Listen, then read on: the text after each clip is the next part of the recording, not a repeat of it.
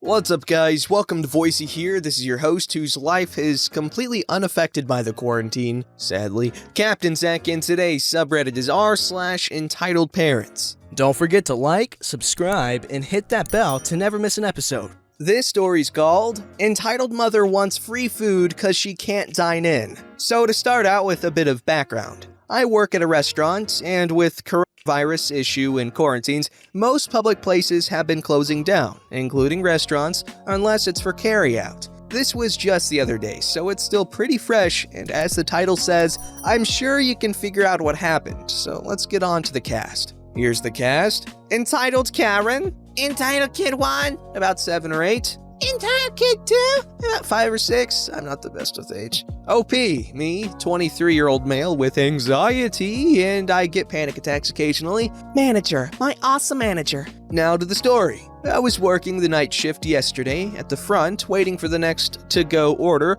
when a car pulled in and parked before a mother and her 2 kids got out. And she had every Karen aspect, hair and all. They came in, entitled mother almost dragging the kids in, and I thought, okay, to-go order shouldn't have an issue. Was I wrong? Mommy, I'm hungry. Yes, it was really said like that. Me too. Can we sit by the fire? We also have a patio area with a fire pit that people like eating at and can bring their dogs to eat with them. Okay, honey. She turns to me. Can we sit at that table, and can you turn on the fire for us? A little confused. I'm sorry? The table for 3 by the fire? Geez, some people. I'm sorry, but we're closed for dine-in. We're only taking to-go orders. Would you like to see a menu? What? Fine. She pretty much snatched the menus from my hands. She took some time looking it over while her kids were complaining and yelling what they wanted. I got them some kid menus and crayons to calm them down a bit and keep them from running around the restaurant. The entitled mother then let me know what she wanted to get, and I put in the order. Then came back and said, that will be $42.38. Entitled mother in one of those classic high-pitched Karen whines. What? No. You have been so rude and won't let us eat here. We are not paying. You will give us our food for free. I'm sorry that you weren't able to dine in, but that is not our fault. You do have to pay what you ordered, or you can leave and have nothing. The entitled mother just went ballistic and had a tantrum that was probably bigger than any of her kids have had before. Good job being a role model. You'll have to excuse me for a second so I can get my manager. You can talk with her about your complaint while I get your food. She cut me off. How dare you, you little piece of sushi! How dare you be so rude? You kids need to learn to respect your elders. I'll make sure you are fired for being a freaking bleh. I started to get the feeling I get when I have a panic attack coming on, so I just ignored the entitled mother and called the office phone on the one we have at the front desk, and my manager said before I could say anything was, I'm on my way. She is a hero and already knows my anxiety. And whenever I have it acting up at work, she lets me step outside for a bit to calm down and have a smoke. I know it's bad for me. After getting to the front, manager says, okay, OP, go take a break.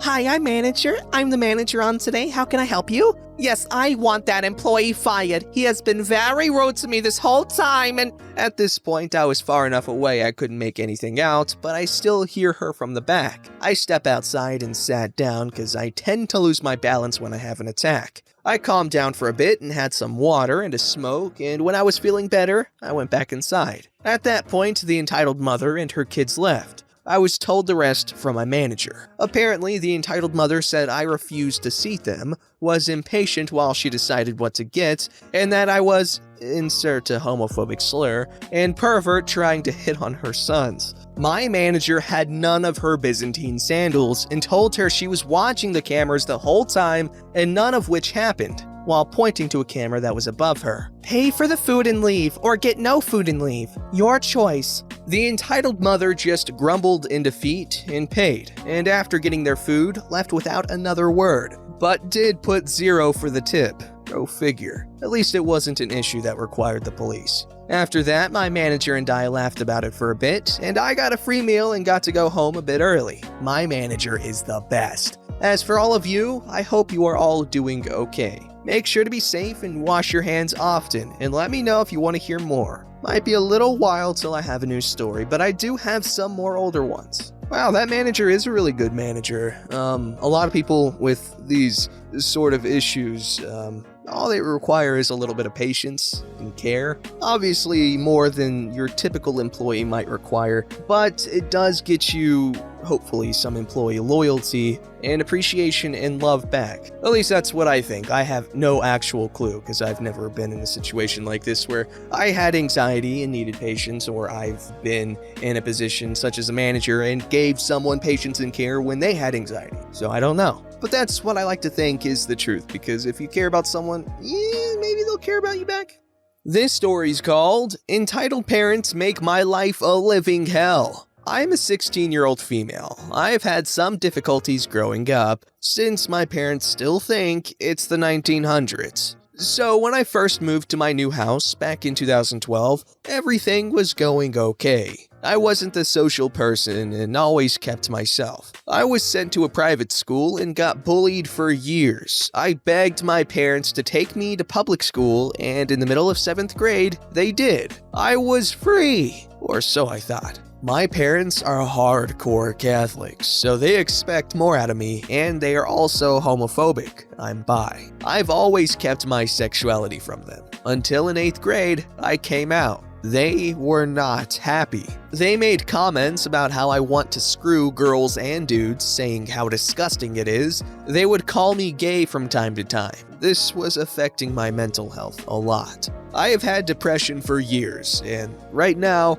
it's been taking a giant toll on my body. It all started when I started seeing these things. Human-like creatures that would stay by my side. They showed up here and there, but as my mental health started getting worse and worse, I started seeing them almost every single day. I was bullied to the point of depression in my youth. I would snap at people and yell, which I didn't want to do, but it just happened. My freshman year of high school was when my parents' entitlement was too far. They expected me to do everything, while my two brothers just sat around and doing nothing. I was 15 at the time, while my brothers were 13 and 17. My parents made my life a living hell. In February of 2019, I had so much anger trapped inside of me, and I snapped at my parents, saying how I wanted to kill myself, how everyone hates me. I was sent to something called outpatient. It's like being in a hospital, but during the daytime, no Saturdays or Sundays.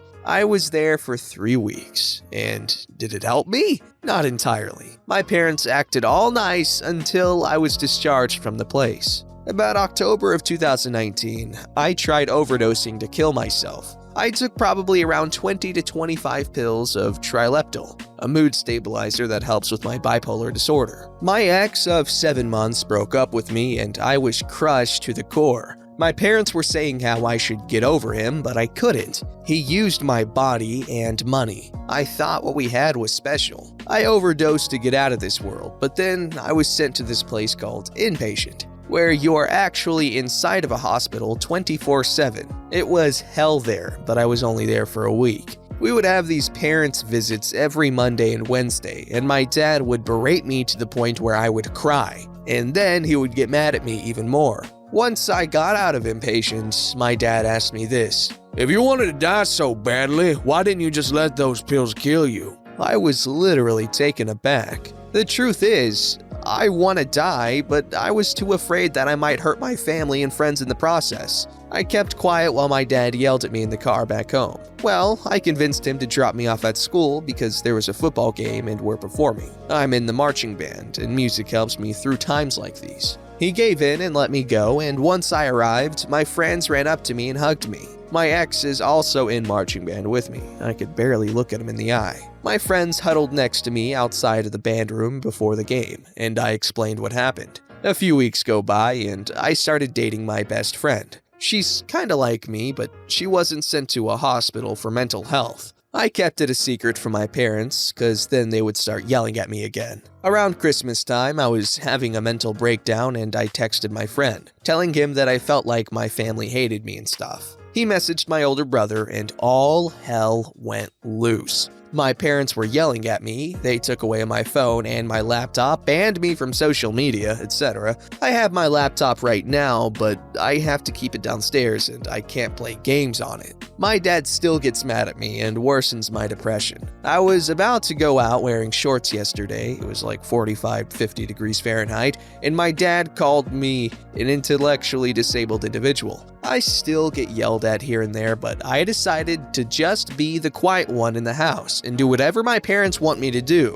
I would be kept in my room on my laptop, probably watching some videos or playing a video game, and that would help me calm down. I would also listen to music to help with my anxiety. I still have the feeling of depression inside of me, and I started seeing Kane, the humanoid creature I mentioned above, and he comforts me a lot. Edit, I'm doing a bit better now, but I kinda shut myself out and all is going well for now. I just wanted to rant instead of bottling it up inside of me. Thank you guys for trying to support me, I really do appreciate it. Even though I'm going through this hell, I still love my parents. I don't want them to get hate, but I just wanted to get it off my chest so I don't snap. I don't plan on calling CPS or the police anytime soon. I know it's really hard to get help when you're that age and your parents are the problem, but honestly, you really should get help of some form because it's not fun to live like this, and it's not healthy if you've already tried to... Anyways, yeah, these parents are horrible people. It's not like her freaking being bi at all changes who she is, but such is life when your parents use religion to repress you.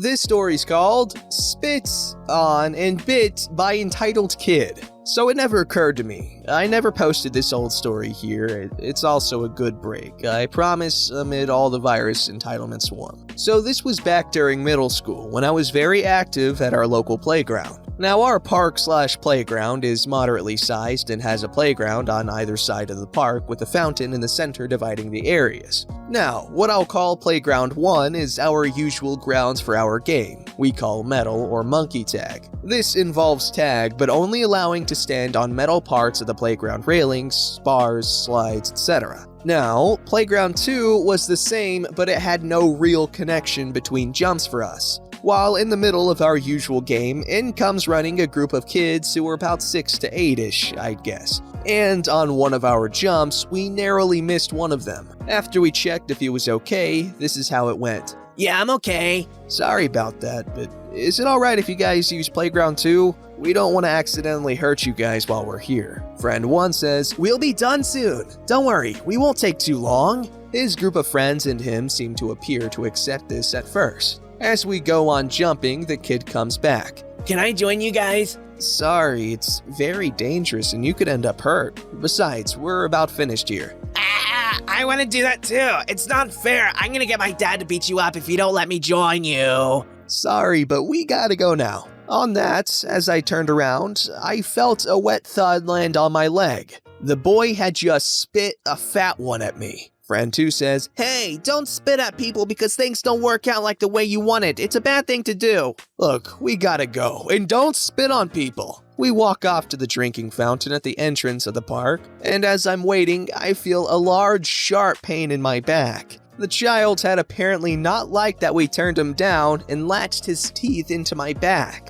My friend pried him off. As he went, it pinched down on my back hard and snapped off as my friend got him off. In that next moment, Entitled Mother had seen us pulling her kid off of me and screamed at us. My friend checked my back to see if I was bleeding while this was happening. What are you doing to my kid? You're older kids. You shouldn't be bullying him. What is wrong with you? Your kid just ran up and bit my friend. There's no way he would do something like that. He is a well-behaved boy. Besides, he's only playing around. You should just let him do what he wants. I turn around and my friend lifted up my shirt to show bite marks and a nice small trickle of blood. Well, if he did bite you, you probably did something to hurt him first. All I said is he couldn't play with us after he spit on me and then he jumped up and bit me. Control your kid. Was not being polite. I was pissed. Well, why not? Are you leaving him out of your games because he's younger? No wonder. You deserve that bite. Friend 2 points at playground, specifically a